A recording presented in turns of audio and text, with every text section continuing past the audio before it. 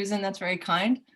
Hi, everybody. As Susan said, my course is called Suburban Ennui and Dystopia in American Fiction. We will be looking at the mid to late 20th century suburban American novel primarily, as well as some short stories and poems. And this is a genre that, as you probably know, is primarily associated, at least initially so, with John Cheever and John Updike, both of whom, of course, we'll be reading, but beyond them as well. We'll be looking at the post-war American shift to a society that started gathering in these rapidly developing suburbs and exurbs also in a couple of cases. And so this movement in American society naturally infiltrated fiction, as fiction was striving to represent and then explore and ultimately critique this big cultural shift.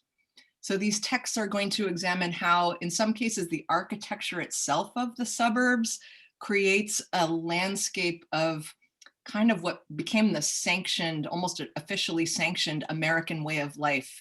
I think of it sometimes as an architecture of belonging, satisfying some kind of primal desire for order in people and satisfying it with what turned out to be kind of cultural homogeneity, as well as a blurring of public space and private space. I want to look at how those factor into some of these stories.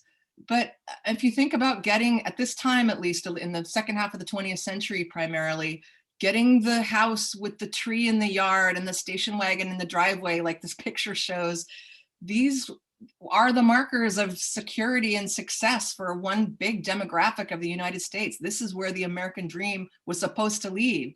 So I just want to look at why so many of these texts that write about that end up exploring really the dark side of suburbia, portraying it as unfulfilling, alienating, existential, like dystopian, literally dystopian at times. So we'll be looking at, this will surprise no one who's ever taken a class with me, but we'll be looking at gender, how the constructions of gender are exacerbated by suburban life, both for men and for women.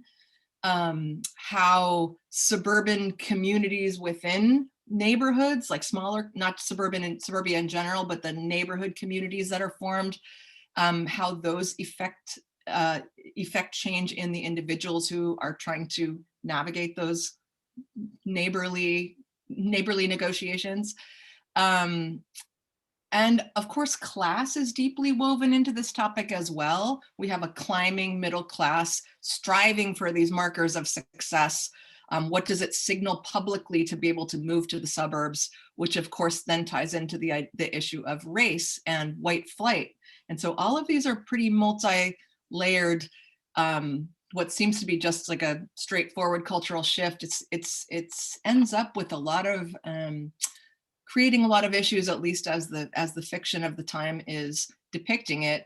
Why does it, I just want to ask, why does achieving the dream so often result in dissatisfaction? And these novels are about strained relationships between the neighbors and adulterous marriages and disaffected kids and awkward parenting and existential despair.